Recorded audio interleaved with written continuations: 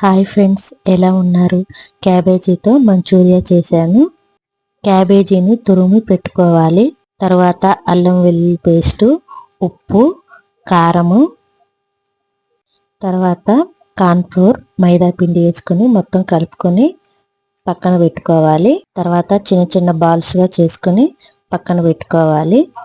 ఇప్పుడు స్టవ్ వెలిగించి కడాయి పెట్టుకొని నూనె వేడి చేసి పెట్టుకోవాలి. క్యాబేజీ బాల్స్ని వేడి నూనెలో వేసుకోవాలి. గోల్డెన్ కలర్ వచ్చేదాకా వేయించుకొని పక్కన పెట్టుకోవాలి. ఇప్పుడు నూనె అంతా వంపేసేసి ఒక 2-3 స్పూన్లు నూనె వేసుకొని క్యాబేజీ తురుము వేయించి పెట్టుకోవాలి. తర్వాత టమాటా సాసు, సోయా సాసు, వెనిగర్ వేసుకోవాలి. కొంచెం వేగిన తర్వాత కొన్ని వాటర్ పోసుకొని పంచదార వేసుకోవాలి. కొంచెం దగ్గర పడిన తర్వాత క్యాబేజీ బాల్స్ని అందులో వేసేసుకోవాలి. అంతే, cabbage manchurian ready. Okay friends, ఈ వీడియో నచ్చితే లైక్ అండ్ షేర్, కామెంట్ చేయండి ఫ్రెండ్స్. Okay, bye.